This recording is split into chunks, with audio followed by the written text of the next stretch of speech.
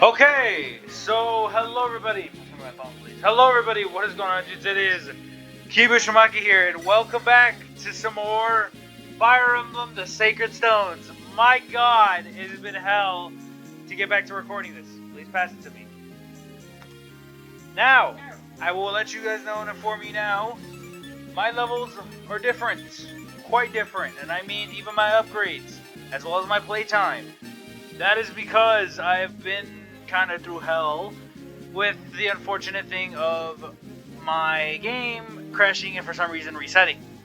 I had to work my way back here and get all the units I had upgraded, as well as I upgraded a couple off screen and did some adjusting. We'll look into who I upgraded in Ephraim's chapter as we return to Floorspur's Oath, but for this time we're going to catch up with Eirika and see what's just going on over at the Village of Silence. Welcome to Chapter 12.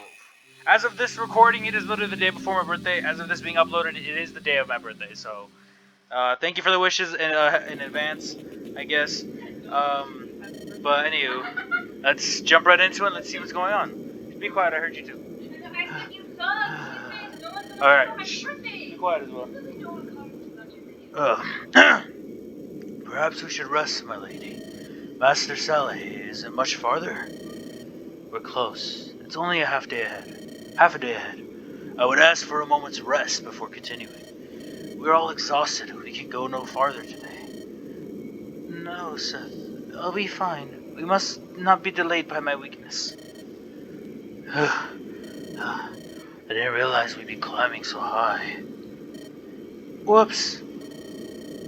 As I warned you before we set out, the footing here can be treacherous. Do you people truly live in this place? These barren crags seem unfit for human habitation. Material wealth brings strife. We've no need of these things. In this, we are of one mind with the Great Dragon. The Great Dragon? Just as we speak. Prince Eirika, watch out! More monsters. Master Sally, do these creatures normally inhabit this region? No. Those things come from Darkling Wood. It's been a long time since they've wandered this far afield. It's as the elders say, evil omens take many shapes. It looks like those fiends have noticed us as well. We should move, Eirika. I'm ready to fight now. This armor used to be too heavy for me to wear, but now it's no problem. I've come a long way. That's right, I'm a real soldier now, but I'm not about to stop. I'm just getting started. I have upgraded Amelia quite high in Eirika's chapter, and I've gotten her successfully to level 12, or level 10. From becoming a recruit, she can now advance to a cavalier, who is a mounted knight with swift movement, equipped with swords and lances, or she can become a knight, a heavily armored knight with poor movements, only has lances. This is a toss-up between you guys, however, I already know what unit I'm going to pick for both sides of this tale. I'm going to make Amelia a knight in both stories. Seeing as we're not going to be using Gilliam, we might as well rock with Amelia and make her quite a powerful tank. She becomes a level 10 recruit to a level 1 knight, boosting HP, strength, skill, speed, defense, and confidence. As for our units, we can see that Eirika remains a lord. We have Sally joining us as a sage. Tana and Vanessa are now Pegasus Knights.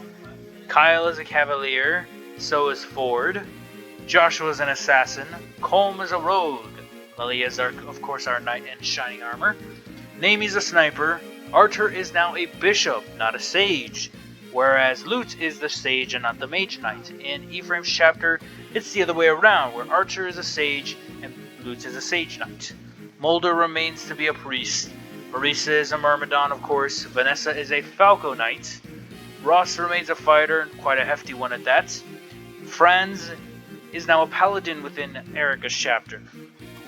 Natasha the cleric, Seth the paladin, Garcia the fighter, Gilliam the knight, Inez the sniper, Garrick the merc, Tethys the dancer, Larkel the troubadour, and Dozlub the berserker. As we saw, Franz is now a paladin. In Ephraim's chapter, Franz is a great knight. Not much else to go over. All we have to do really is just decide which units we're bringing along, who's going to be doing what, and how can we show off ourselves in these coming fights. Go. We can check the supports between our characters. I do know that I have Archer and Loot up to level B. We see Tethys and all the other units still need a bit more. Amelia has a few she still needs to interact with and so forth. And yeah, a best place to really grind for support would be over at the Tower of Valney, or if you want to do creature campaigns and fight against world encounters. That is entirely up to you though. I'm not going to worry about it too much. We can check the map and see just what kind of onslaught we're facing. We see we have some village and a Malduin, which is an upgraded centaur. A Malduin waiting for us. We have a village right over here, our vendor more so. We have another few houses here for us to visit. And just an onslaught of enemies to fight left and right. There isn't much else for me to say or do except just to decide on what we're bringing along and see how well we can make our units fight in this. We can bring along with us another 10 units, so let me pick the best options beside Eirika and Saleh, of course. Let's make do with what we got. See you guys in just one moment. Alright, we're back. I figured out which units I'm bringing along. We are, of course, tagging along Eirika and Saleh. Kyle and 4 for that good ground support. Tana as our designated flyer this time. Amelia, because well, we gotta get that lancemanship, yeah, upgraded, of course. Along with her being a knight, we want to try to get her to level 10 as soon as we can. Joshua and Colm as our swordsman. Ross is the axeman, as always. Naomi for her wonderful, wonderful bowmanship. Archer, of course, we're leaving Loot out of this since we have a Sage, and Moldor for healing. Everyone else is just gonna kind of wait it out and watch our back. Let's not waste any time, let's just jump right into it. Let's see. I'm concerned for Elwyn as well. I'll go with you. I hope he is safe. Let me see. Hey, wait a moment. We can work this out. You aren't interested in talking, are you? And Elwyn flees. Inside. Where'd all those freaks come from? I've got to get back and warn everyone, but I do wonder if grandmother is alright. So we hear just exactly what Elwyn was up to. Alright, let's not waste too much time. Let's get both Saleh and Archer up to the north and ready to attack. We'll have Naomi back up as well. Actually, we'll have Naomi wait it out. We don't need Naomi to push too much too quickly. Naomi can help support the front end. And let's just get to it. We see Amelia can do loads of damage. We definitely want to just be chucking and going pretty much crazy with her. Let's jump right into it. Let's just start wailing. These units are powerful. Despite being monsters, don't take them lightly. They can dish out loads of damage pretty quickly, and Amelia, even though she is a knight, can't take as much as you'd hope. She is still fairly weak, and she can get chipped down pretty easily if you're not careful. I have Ford push onto the front. I have him away with his sword. I have Kyle back up as well. His sword. Tana can cover here to the south with, we'll keep the Slim Lance. We'll have Moldor act as just a healing pouch, really. How far can you go? Not far. Perfect. I have, yeah, Moldor just act as a healing pouch. Move Ross in so you can cover the top. And then bring along Joshua, Colm, and Eirika. Along with, we'll have Naomi back up these few. I'm not sure if to expect any units below us, but we shall see just what they shall do. They're all going to slowly move in. This is certainly going to take its time. Here we go. Amelia hopefully can hold out pretty well and dish out some good damage. Here we go. Yep, as expected, you're going to move in on Sale and Archer. But they should be pretty much okay having both access to light magic. They can kind of sweep any dark units that come right after them. Though, of course, they're not going to garner much experience, they can at least handle them in the event that they rush at them, just as such. Archer, especially being a light user and a bishop, does extensive amounts of damage against the undead and light opponents. Undead and dark opponents. Okay. What I could do is I could have Tana not KO it. Amelia can dish out some more damage. Go. Go. Amelia just reaping the experience. We're gonna have Moldor come rushing in and immediately heal up Amelia. And trust me, this is gonna be a slow pace and a slow grind, as I'd mentioned before. So it's going to take a bit of time for us to really get going and make good leeway in all of this. I'm going to have Comb just act as a back guard here. We'll bring Eirika in. We'll just have her waited out there. And that's pretty much all there is for up here, so we can bring down Sale and Archer and Naomi and have them regroup along with everyone else. Go, and we end our turn. Go, let them all just slowly creep in, because that's what they do. Here we go. Be warned, you might want to have a few antitoxins or, antitoxins or any kind of restore staffs, because a few of these opponents or units do have poison-based items, or poison-based weapons, so they can potentially chip you down low enough for you to die to an attack or just get rid of you altogether. Be very wary of that, of course. Play it safe and see how it turns out. Melly got a level up already, boosting strength and luck, which is very, very much liked. We're gonna have Moldor heal Amelia immediately. Then we're just gonna keep on moving with it. So,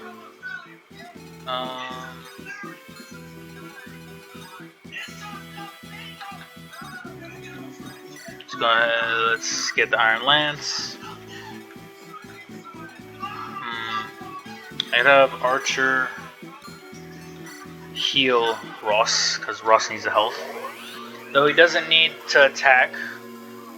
I could really have anyone else do it.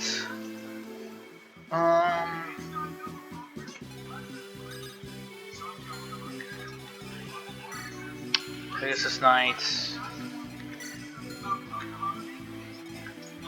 I think what I'm gonna have happen, I'll just have Ross give it a shot. Honestly, I think Ross should be able to do it. There we go, perfect. No point in overusing units. Just play it safe, play it slow, play it careful. Level 13, boost in HP, strength, and luck. Ross in this chapter or this stage compared to this story compared to Ross in E-Frames is completely different. It's gonna be quite entertaining to see just how absurdly strong I have my Ross in that story. Iron Sword, bring the other, bring Kyle along. Iron Sword waits. Comb can follow up from this end. Bring along Eirika from right there. I'll have Tana start making way along this. I don't think there's anything too dangerous to worry about yet. Just have Tana just come along here, have the Slim Lance, and then we just start dragging everyone else in. Prepare for the onslaughts. We have to get to Elwyn. We already know where he's housed and hiding, and we just have to keep our units alive as best as we can. There we go. Cool. Amelia making quick work of the opponents. And getting level ups left and right, thankfully. Boosting level 3 already, boosting HP and skill. Nice. Okay. Eesh. Oh, that could have actually KO'd. I just saw how much damage that spider could have done. Thank goodness it missed. Melia evading pretty well. Oh god, now the fiery fangs, the whatever they're called, lichens I guess, I don't know. Monsters. What are they called? You're gonna... You suck. That's all I have to say about that. What are you? You guys. The mouth dukes. The mouth dukes. These enemies suck. I hate them. I will not hesitate in saying that at all. I hate fighting those enemies so much. They're the worst. They are literally the worst. Mouth dogs, as you already have seen them in combat, are pretty agile. They avoid almost everything you throw at them, and they just dish out damage left and right without a care or worry in the world. They are the epitome of annoying. Like, I think they exist only to annoy you, which sucks, but yeah. Like, they are terrible, terrible units to fight. My god. Do not face them unprepared or with yourself damaged or anything like that. Don't. It is a terrible idea. Make sure you have weapons with really high accuracy, albeit even if it's a killer weapon or if it's a silver weapon, use it. You're going to need it, because those enemies will not hesitate to just abuse their accuracy and chip you down and surround you like a pack of, well, wolves and dogs. They are very dangerous. They are not to be taken lightly at all. Yeah, let's go and let's push Eirika in. We don't really use Eirika too much in combat. Let's move Colm up as well. Joshua, cover Moldor. And then we'll push in Naomi and Sally behind. Bring Ross up. Bring Archer along. Then here, we have Tana just start wailing on this one. Poison Claw. This is what I mean. This enemy can be dangerous and annoying for this exact reason. Chip it slow, take it down however you can, and just play it safe. And hope you don't get poisoned, because if you get poisoned, this game is unforgiving in that sense, and poison will last a good amount of turns. So just take it easy and play it safe however you can. Goes and attack us again. We have perfect. All right, it's done. We got another crit. I'll take it. We're good. Go. These enemies are just gonna slowly push in, and yep, as expected, and they go straight for Eirika. Unfortunately, I think Eirika can manage them pretty well on her own. Though again, put yourself in a position where only one can attack you at a time, because these enemies are not to be taken lightly. I'm not even kidding. Even with a high hit chance, like 80 something, there's still a very likely chance that your attack will miss. So don't play it safe. Play it like hell, and just be wise with what you do. Okay. You both have lances, so I'm gonna have 4 to move in just slightly. And wait right here. I will wait. I will have Kyle just move up a bit and have him wait it out.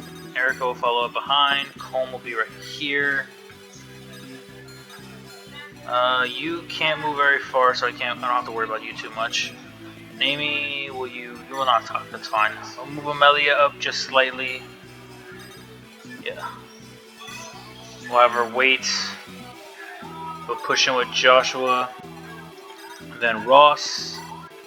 We'll have Archer by Moldor. We'll have Sally covering the back. Meanwhile, Tana can pretty much wrap around and go wherever she pleases, which is the main reason why you're going to want to have at least one flying unit in all of this. That one flying unit can help you out tremendously with all these varying units rushing at you, showing little to no mercy. Here we go. The onslaught begins. Even though our accuracy is lessened just a bit, we can still hold out pretty well. Dish out some decent damage. Yep, as expected, and you're both going to go for forward.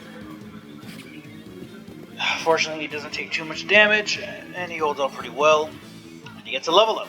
Nice. Ford and Kyle are doing pretty well, boosting HP, skill, speed, and resistance.